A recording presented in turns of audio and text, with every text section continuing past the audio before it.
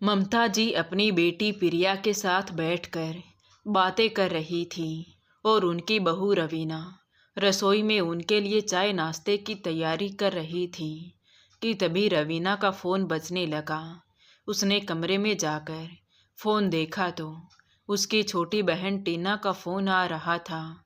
जैसे ही उसने फ़ोन उठाया तो ममता जी ने पीछे से आकर कहा, बहू बात बाद में कर लेना, पहले इस बात का तो होश रखो कि तुम्हारी ननद आई है और अभी तक चाय नाश्ता भी तैयार नहीं हुआ। रवीना ने तुरंत फ़ोन काट कर एक तरफ रख दिया और जल्दी से पकोड़े तलकर प्लेट में रखने लगी। उसका ध्यान अपने फ़ोन की तरफ ही था, क्योंकि उसके घर से इतनी जल्दी फ़ोन नहीं आता था। उसके मायके में सब ममता जी का व्यवहार जानते थे। जैसे ही उसने चाय नाश्ता बाहर ले जाकर रखा तो उसके बाद सीधी वापस से अपने कमरे में गई और जल्दी से अपनी बहन को फ़ोन लगा दिया। बोल टीना, क्या हुआ? ऐसे अचानक फ़ोन क्यों किया है? मैं तो डर ही गई। रवीना के बात ख़त्म होते ही उसकी बहन टीना रोते हुए बोली, दीदी पापा को लकवा का अटैक आया है। सुबह उनको बहुत तेज बुखार था, फिर अचानक 4 बजे उनका चेहरा तिरछा होने लगा। मम्मी और मैं उनको लेकर अस्पताल आए हैं। हमें बहुत घबराहट हो रही है, आप जल्दी से आ जाओ। अपनी बहन की ये खबर सुनकर रवीना के तो हाथ पैर ही फूल गए और उसने जल्दी से अपने पति रोहित को फ़ोन किया। तो रोहित बोला, रवीना तुम अभी पहले अस्पताल चली जाओ, फिर मैं ऑफिस से वहाँ आता हूँ, फिर हम दोनों वहाँ से साथ वापस आ जाएंगे।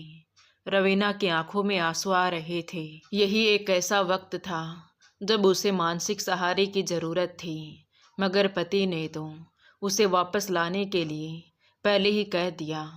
यहाँ उसका अपने पिताजी के पास रहना बहुत ज़रूरी था।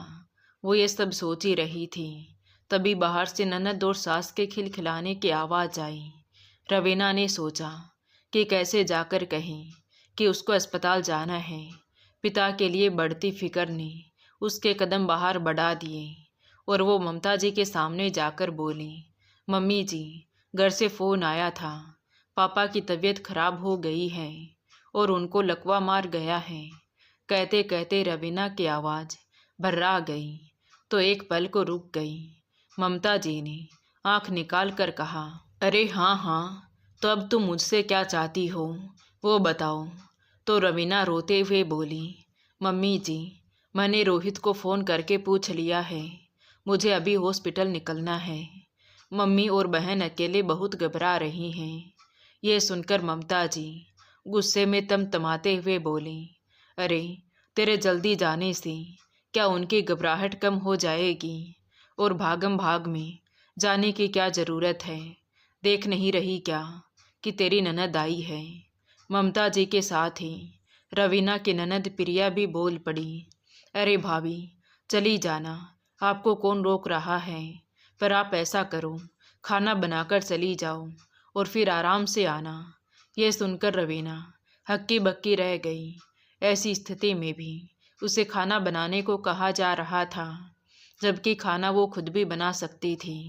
दिल में गुस्से का ज्वार उमंग पड़ा, लेकिन उसको जल्दी से जल्दी अस्पताल पहुंचना था और बहस में पड़ने का समय नहीं था। वो किसी तरह से उस पर निरंतर रखते हुए जल्दी से रसोई में पहुंची। फिर एक बार ख्याल आया कि अभी रोहित को सब कुछ बता देती हूँ, लेकिन फिर उसे लगा कि इस तरह तो और भी देर हो जाएगी, क्योंकि सासू माँ बात का बतंगड़ बना देंगी। इन ख्यालों को दिमाग से झटक कर वो फ्रिज में देखने लगी कि क्या रखा है, लेकिन फ्रिज में लौकी के अलावा कुछ भी नहीं रखा था। तो उसने सोचा कि लौकी की सब्जी और रायता ही बना देती हूँ। लेकिन तभी ममता जी रसोई में आई और साथ ही प्रिया भी आ गई। ममता जी ने उसके हाथ में लौकी देखकर जोर से चिल्लाकर कहा, अरे ये क्या कर रही है? तो रवीना हकलाते हुए बोली, कुछ नहीं मम्मी जी, मैं लौकी की सब्जी बना देती हूँ और साथ में रायता भी, ठीक रहेगा ना? ममता जी ने गुस्से में कहा, आज तेरी ननद आई है तो तू क्या उसको लौकी की सब्जी खिलाएगी? ममता जी की लाल आंखें देखकर रवीना डर गई और खामोश खड़ी हो गई। तो प्रिया बोली, अरे भाभी, अब सब्जी लेने कौन जाएगा? तो आप ऐसा करो कि लौकी के कोफ्ते ही बना दो। मुझे बहुत पसंद है और बहुत दिन से खाए भी नहीं हैं। उसके साथ प्याज का रायता और पराठे, साथ में थोड़े चावल बनाकर चले जाओ। यह सुनकर रवीना फटी आंखों से अपनी ननद को देखने लगी। तो ममता जी ने दांत पीसते हुए कहा, ऐसे क्या देख रही हो? आफत आ रही है क्या बनाते हुए? रवीना कैसे भी इस खाने की मुसीबत से पीछा छुड़ाना चाहती थी, इसीलिए उसने कुछ नहीं कहा और जल्दी से लौकी को कद्दूकस करके कोफ्ते बनाने की तैयारी करने लगी। एक तरफ चावल चढ़ा दिए और कोफ्ते फ्राई करते हुए आटा गूंथ कर रख दिया। आज उसके हाथ पैर कांपते हुए भी रसोई में किसी एक्सप्रेस ट्रेन की तरह चल रहे थे। जल्दी से जल्दी वह अपने पिता के पास जाना चाहती थी, क्योंकि दिल पिताजी की फिक्र में तड़प रहा था।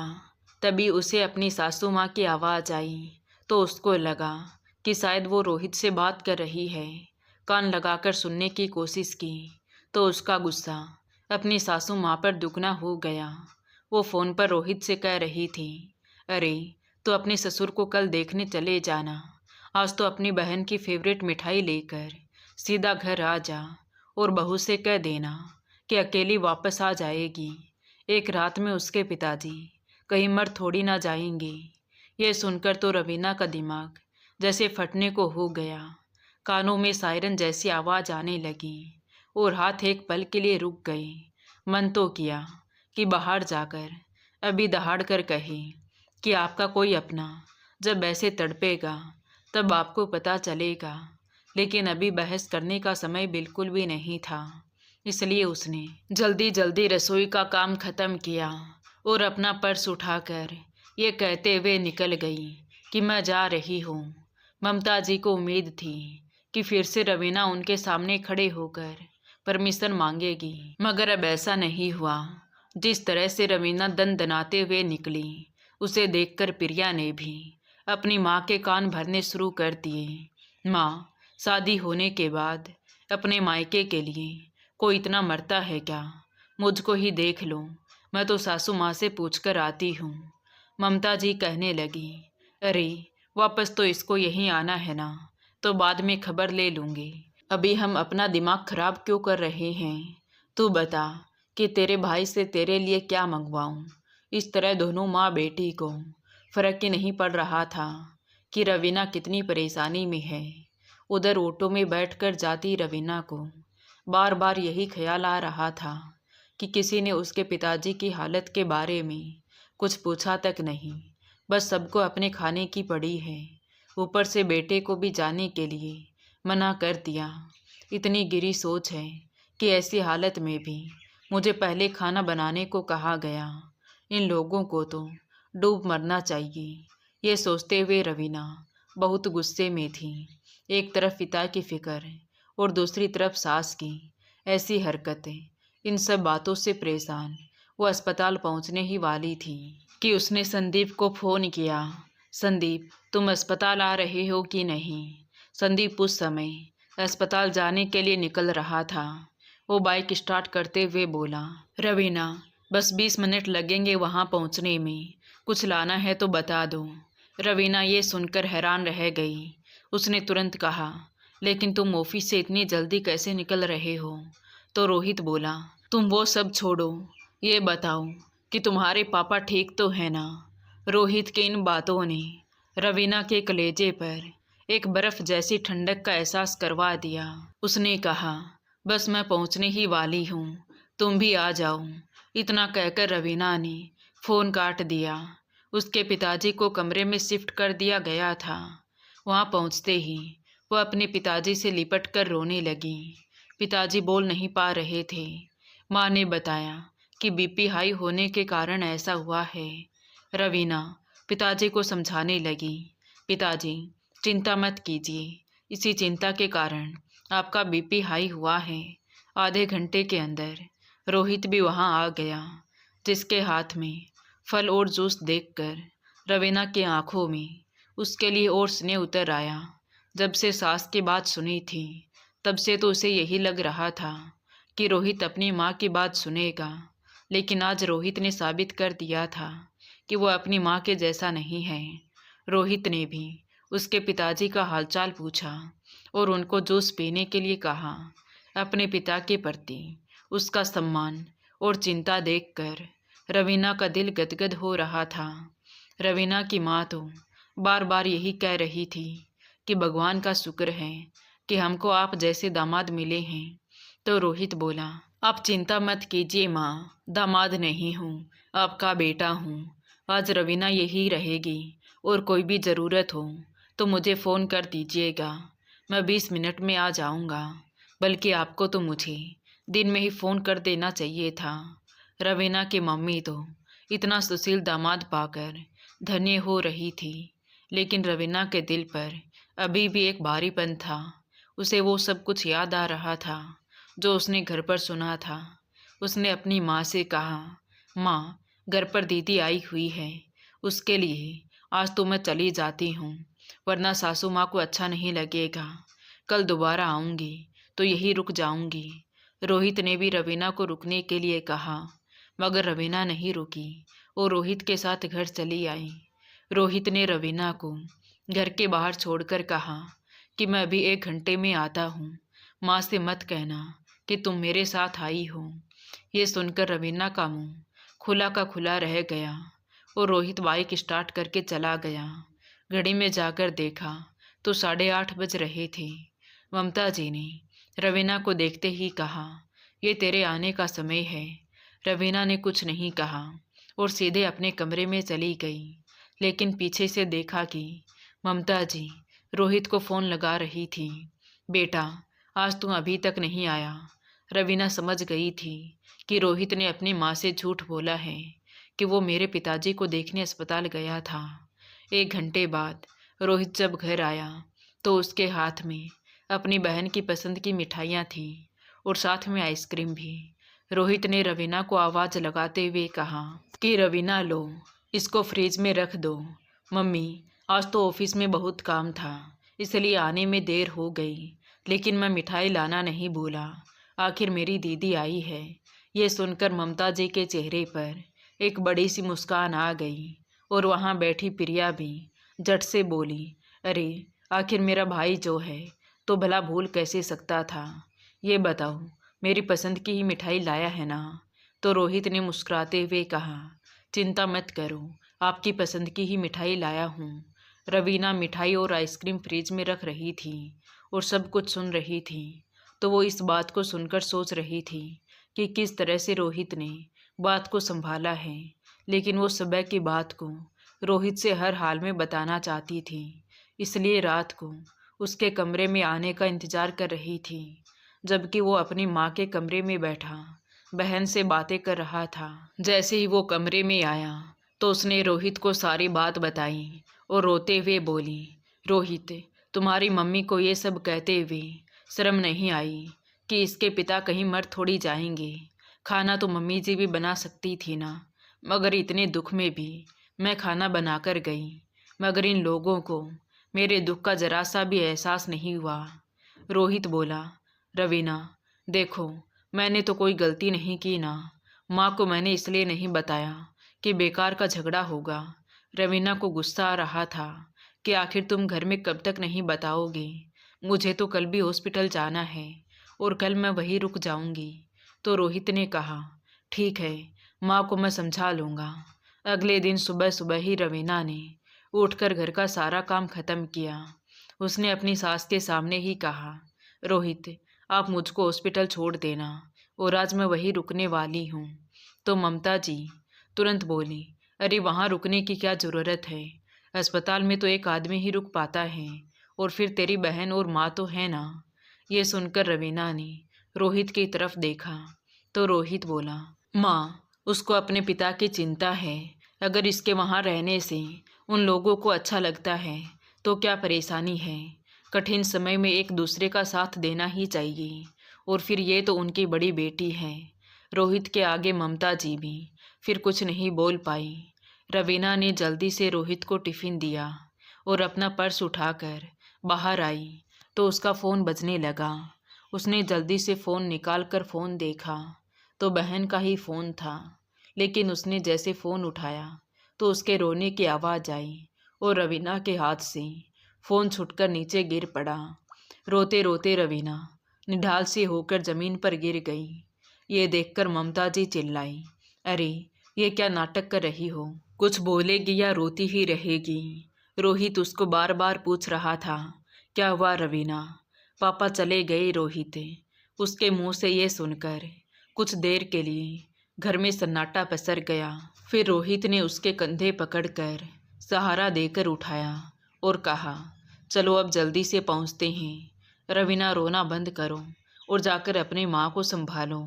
माँ का नाम सुनते ही रवीना तुरंत उठ खड़ी हुई और जल्दी से कार लेकर दोनों अस्पताल पहुंच गई, जहां उसकी माँ का रो रो कर बेहाल हो रहा था और छोटी बहन भी उनसे लिपट कर बुरी तरह रो रही थी। रोहित डॉक्टर से बातें करने लगा और दोनों बहनें मिलकर एक दूसरे को संभालने लगी। रवीना के पिताजी की बॉडी भी घर आ चुकी थी। घर में लोगों का आना जाना लगा हुआ था। अंतिम संस्कार के बाद रोहित ने कहा कि तुम यहीं रुक जाओ, मैं माँ के साथ वापस चला जाता हूँ। तुम्हारी अभी माँ और बहन को ज़रूरत है। इसलिए उदास होकर रवीना अपने घर रुक गई और रोहित अपनी माँ को लेकर घर आ गया। आते ही उसकी बहन ने कहा, रोहित कुछ खाने को ऑर्डर कर दे, मुझे कब से भूख लग रही है।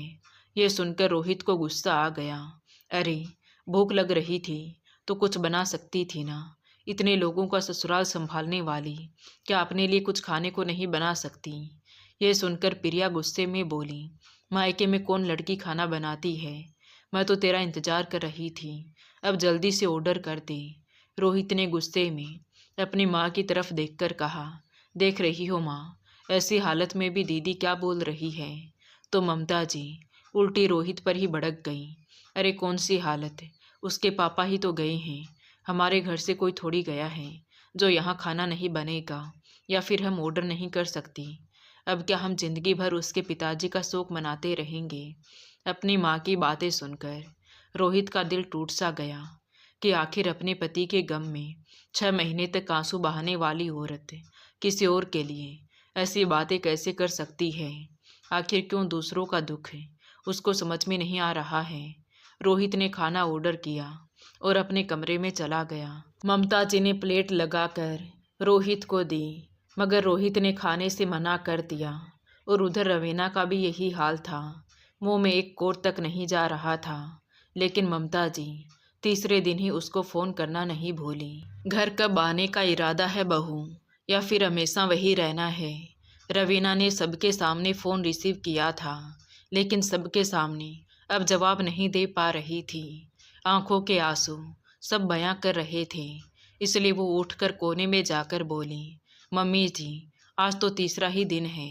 तो ममता जी फ़ोन पर ही उस पर बरस पड़ी। अरे तीसरा दिन है तो क्या बरसी करके ही आएगी? वो तो चले गई, लेकिन जो जिंदा हैं उनकी तो सोच लो। जब हम मर जाएंगे तो क्या तब हमारी फिक्र होगी? सास की बातें सुनकर रवीना के मन में तो आया कि मरने की बातें आप इतनी जल्दी कैसे कर लेती हो, या आपको लोगों को मानसिक रूप से टॉर्चर करने का बहुत शौक है। ममता जी ने फ़ोन काट दिया था, लेकिन अभी रवीना पर घर लौटने का दबाव बहुत था। रोहित को भी उन्होंने कह कहकर परेशान कर रखा था, इसलिए रवीना की माँ ने भी घर में कलह ना हो ये कहकर रवीना को ससुराल भेज दिया।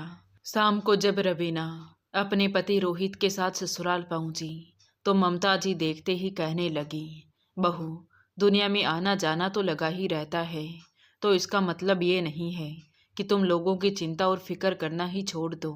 तेरी माँ के पास तेरी छोटी बहन है, लेकिन यहाँ मेरे पास कौन है? प्रिया भी वापस चली गई। अब रवीना से रुका नहीं गया और उसने जोरदार आवाज़ में कहा, मम्मी जी सोच समझकर बोलना तो आपको आता ही नहीं है, और वैसे भी प्रिया दीदी यहाँ होती भी तो क्या कर लेती, एक गिलास पानी लेकर तो पीती नहीं है। रवीना की बात सुनकर ममता जी ने गुस्से में रोहित की तरफ देखा। रवीना तो पैर पटकते हुए कमरे में चली गई, लेकिन रोहित ने अपनी माँ से कहा, माँ, पानी को चूल्हे पर चढ़ाओगी तो वो उबाल तो आएगा ही ना। गलती आपकी है, उसकी नहीं। इतना कहकर रोहित भी अंदर चला गया। कुछ दिन के बाद रवीना की माँ ने रोहित और रवीना को आने के लिए कहा, क्योंकि अब 13वीं का भी कार्यक्रम होना था। रोहित रवीना को लेकर जाने लगा तो ममता जी ने घर को सिर पर उठा लिया। अरे, इसके खानदान के चाचा ताऊ मर गए हैं क्या, जो तू ये सब करने जा रहा है? इसके माँ ने फ़ोन किया तो तू भी चल दिया। रोहित ने अपनी माँ की बात का कोई जवाब नहीं दिया और रवीना को लेकर निकल गया। 2 दिन बाद रोहित ने अपनी माँ से रवीना के घर आने को कहा तो ममता जी चिढ़कर बोली, मुझे उसके घर आने का कोई शौक नहीं है, तू ही नौकरी कर अपने ससुराल की। रोहित ने अपनी माँ को बहुत समझाया कि आपका आना बहुत ज़रूरी है माँ, वरना लोग क्या कहेंगे। यहाँ पर कुछ रिश्तेदार भी आने वाले हैं तो वो भी तो आपके बारे में पूछेंगे। तो मजबूरी में ममता जी को रवीना के यहाँ जाना ही पड़ा। जब खाना शुरू हुआ तो ममता जी मुँह बनाने लगी। कभी कहती कि पूरी कड़क है तो कभी कहती कि रायता कितना खट्टा है। रवीना ने सब सुन लिया। उसे ये सब बहुत बुरा लग रहा था कि आखिर शौक में ऐसी बातें कौन करता है। पर ऐसे में भी सासू माँ बाज नहीं आ रही। उसके पिताजी गए हैं, जिसका दुख दिल से कम नहीं हो रहा था, मगर ममता जी को खाने की पड़ी हुई थी। 13वीं के बाद जब सब वापस आए तो ममता जी ने सोफे पर अपना पर्स रखते हुए कहा, अरे ऐसा कोई खाना होता है भला? मुंह का सारा स्वाद ही खराब कर दिया। किसी को घर बुलाकर उसका अपमान करना तो इन लोगों को खूब आता है। ये सुनकर रवीना ने गुस्से में अपने पति रोहित की तरफ देखा तो रोहित ने उसे चुप रहने का इशारा किया, लेकिन आज रवीना चुप नहीं रही और गुस्से में बोली, मम्मी जी, वहाँ कोई पार्टी नहीं थी। आप जिस खाने की बात कर रही हो ना, वो मेरे पिताजी की 13वीं थी। लोग किसी व्यक्ति के जाने के बाद दुख में रहते हैं और आपको खाने के स्वाद की पड़ी है। शर्म आनी चाहिए कि आपने वहाँ सबके सामने ऐसी बातें की। कभी आप भी दुनिया से जाओगी तो आपके लिए भी लोग शौक की बजाय ऐसी बातें करेंगे। आप जो कह रही हैं आपके साथ वैसा ही तो होगा। मेरे पिता हॉस्पिटल पहुंच गए, लेकिन आपने एक बार भी उनका हाल नहीं पूछा। ऊपर से मुझे खाना बनाकर जाने को कहा। ये नहीं सोचा कि एक बेटी के दिल की हालत क्या होगी। उसका पिता हॉस्पिटल में पड़ा हुआ है, लेकिन आप लोगों को तो अपने खाने से मतलब था। इतनी ममता तो हर किसी के दिल में होती है, मगर अब मुझे समझ में आ गया कि आपके दिल में दिल नहीं, पत्थर है। रोहित, मैं इनके साथ नहीं रह सकती और मेरी माँ को इस वक्त मेरी सख्त ज़रूरत है, तो मैं घर जा रही हूँ। तुम इनको कुछ नहीं कह सकती, इसलिए आज तक ये मुझ पर इतना हावी होती रही। आप रहो इनके साथ। ये कहकर रवीना वहाँ से जाने लगी तो रोहित बोला, रुको रवीना, मैं भी तुम्हारे साथ चल रहा हूँ। मैं आज तक यही सोचता आया था कि कुछ भी बोलूँगा तो घर में कलह होगी, माँ नाराज हो जाएगी, लेकिन माँ तो समझना ही नहीं चाहती। इसलिए रहो अब अकेली। हम अब अपना किराए का मकान देख लेंगे और वहीं रहेंगे। ये सुनकर ममता जी हैरानी से बेटे की तरफ देखते हुए बोली, ये तू क्या कह रहा है? अरे अब इस 2 कौड़ी की औरत के लिए तो अपनी माँ को छोड़कर जाएगा? हाँ माँ, क्योंकि बहुत कोशिश की मैंने रिश्ते संभालने की, लेकिन अफसोस कि आप एक औरत होकर भी दूसरी औरत का दर्द नहीं समझ पाई। इतना कहकर रोहित रवीना को लेकर घर से बाहर निकल गया। ममता जी फटी आंखों से उन्हें जाते हुए देखती रह गई। तो दोस्तों, आपको ये कहानी कैसी लगी कमेंट करके ज़रूर बताएं। कहानी अच्छी लगी हो तो प्लीज़ वीडियो को लाइक करें, शेयर करें और हमारे चैनल कहानी विद देवांशी को सब्सक्राइब ज़रूर करें। Thank you.